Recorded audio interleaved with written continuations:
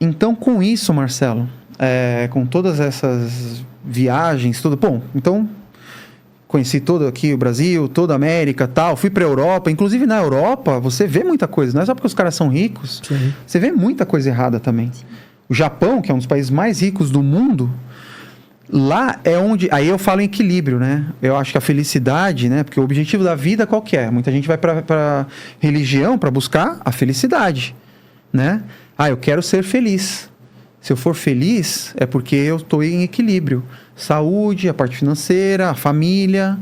Em todas as áreas, né? Cada um julga uma coisa um pouco mais, um pouco menos. Até no trabalho. Talvez hierarquiza, né? Alguns mais. Aqui. Mas eu sempre coloquei mais ou menos... Tem que estar mais ou menos em equilíbrio. Quando uma coisa está em desequilíbrio, aí você tenta buscar. E no Japão, por exemplo, onde eles são muito ricos, onde você não tem que se preocupar muito com parte de medicina, parte de odontologia, transporte é legal, trabalho tem para muita gente. A parte financeira também é retornável. Só que eu via um desequilíbrio com a saúde, com horas, o pessoal, muitos alcoólatras, muito cigarro, muito tudo. Burnout, né? Aquela síndrome de trabalhar, de loucura, de parte material. Então, eles também estavam em desequilíbrio mesmo sendo um país rico.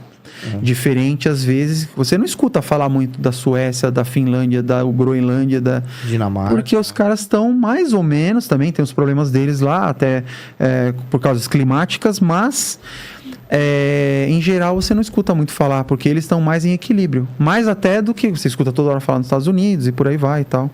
E aí sim, aí eu pude rodar toda a Europa, depois Japão, Estados Unidos, Dubai, esses países todos. E por último até... Eu tive uma passagem na África. E aí eu vi mais pobre ainda. Aí é quando você vê o negócio...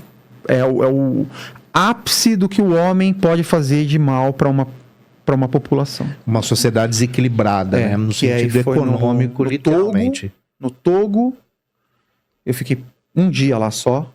E um pouco na Etiópia. E na capital da Etiópia, né? Que é Addis Abeba, que é muito, muito pobre.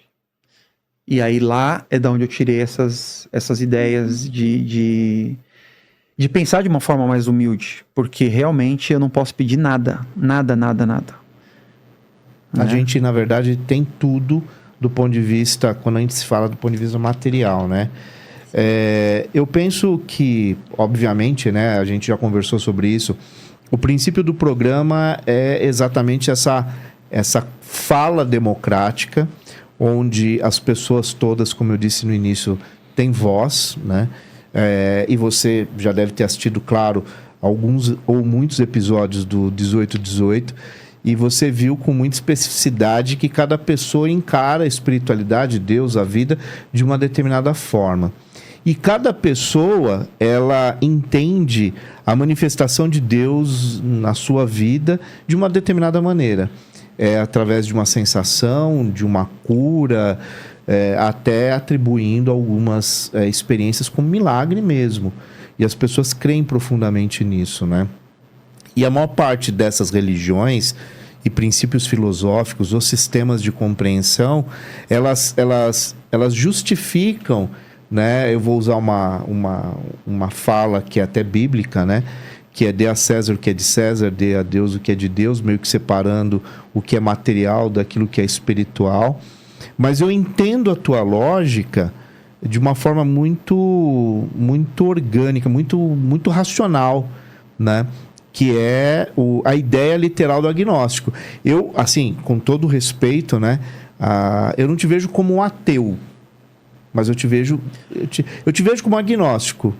Sabe por que Porque há uma diferença entre o ateísmo... Você falou de todos os presentes aqui. Sabe o que eu gostei? Que nenhum deles era radical.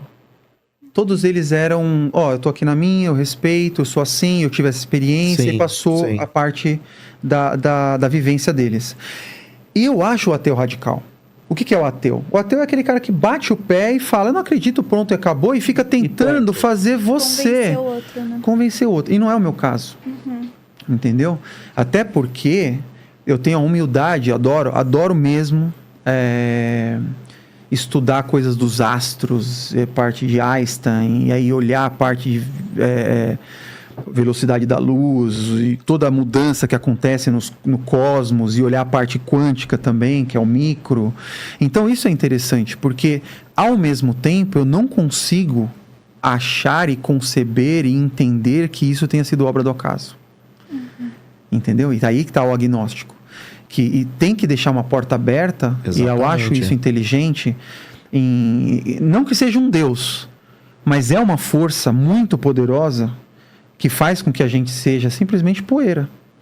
Então, quando você estuda toda a dimensão do universo, realmente a gente se coloca na nossa insignificância, e é muito prepotente um ateu virar e falar: não existe, pronto, acabou e aconteceu de uma forma do nada, né?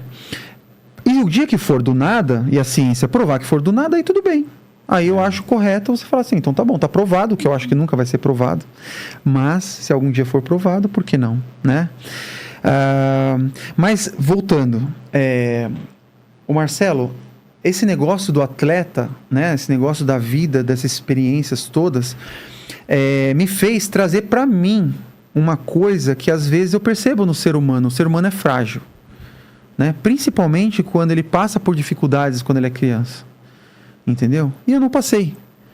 Então eu entendo perfeitamente quem passou e que hoje tem a necessidade de orar e pedir, entendeu? Apesar de não concordar, né?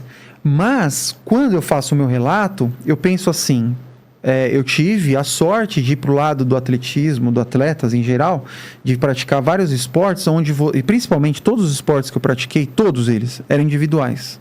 Nenhum era coletivo, a ponto de eu jogar a culpa no outro. Eu perdi porque o outro pisou na bola, o goleiro, por exemplo. Não. Eu sempre bati no peito e sempre, já era meu isso, mas sempre trouxe para mim os meus erros. Todas as vezes, eu cometo vários.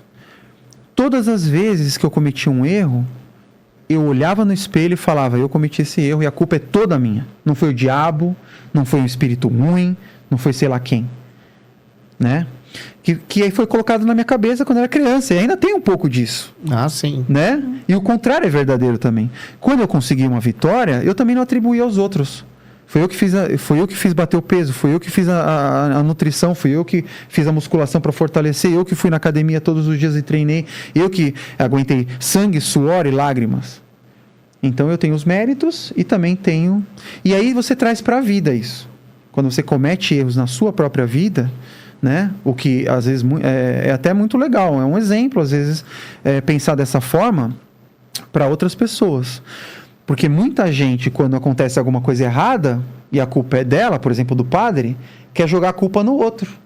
E é legal você pegar e falar assim: não, a culpa é minha, né? Senão vira uma bengala. Né? Eu vou dar um exemplo, por exemplo. Eu tive pedra nos rins, que é uma coisa genética, minha família toda teve, era para eu ter ficado esperto, não fiquei. Um atleta, ao invés de beber 2 litros d'água, tem que beber 3, um exemplo. E tive pedra nos rins, que quando você tem aquela dor infernal, você tem vontade de ajoelhar e pedir para Deus mesmo que aquilo passe. Né? Fala que horrível essa dor, né? Você só quer que passe, e qualquer pessoa que possa te ajudar. Mas resumindo, depois que o médico vai, aplica lá um negócio lá, você melhora, você fala: cara, você foi um idiota, cara, a culpa é sua. Você provocou. E vai provocar de novo. Para de beber água de novo para você ver o que acontece. Não vai ser o diabo, não vai ser nada, é você. Entendeu? Outro exemplo, eu andava de moto, parece que você comentou que você anda também, entendeu? E aí eu ia trocando as motos, cada vez mais poderosa, uma maior, e todo mundo falava: cara, cuidado, um monte de gente morreu com isso aí, cuidado e tal, vai devagar, não corre. Eu ia para Uberaba de moto, 550 quilômetros, às vezes ia na segunda, voltava na quinta, um exemplo. Um dia, saindo do colégio, chovendo, uma mulher me fechou. Eu falei: putz, podia ter morrido. Então eu estou falando em mudança de comportamento, né? Eu não estou falando em acontecer um negócio e eu culpar alguém, como muitas vezes a pessoa fala. Então, muitas coisas que eu quero dizer com isso é o seguinte: muitas vezes as pessoas atribuem fatos à religião, a crenças da própria pessoa, e muitas vezes não é. Muitas vezes tem a ver com uma mudança de hábito. E você muda o hábito. Por exemplo, eu vendi a moto no mesmo momento. Nunca mais andei de moto. Incrível, nunca mais caí de moto. Entendeu? É tanto a mudança como a insistência, né? A insistência em alguns hábitos gera problema, que é a ideia do cigarro, né? Eu acho até que esse relato é naquele livro Por um Fio, do Drauzio Varela, né? Que são esse relato do padre, eu acho que está nesse livro. Não sei. Eu vi um dia um depoimento, assim, daqueles cortes. Está nesse livro, legal. Por um Fio, que é um livro que ele escreve, onde ele pegou vários relatos de pessoas que tiveram, que eram terminais de câncer. E aí ele relata a história dessas pessoas e como elas, algumas até transcenderam aquilo e conseguiram, de alguma maneira, verbalizar aquilo que elas estavam passando. E tem a história desse padre.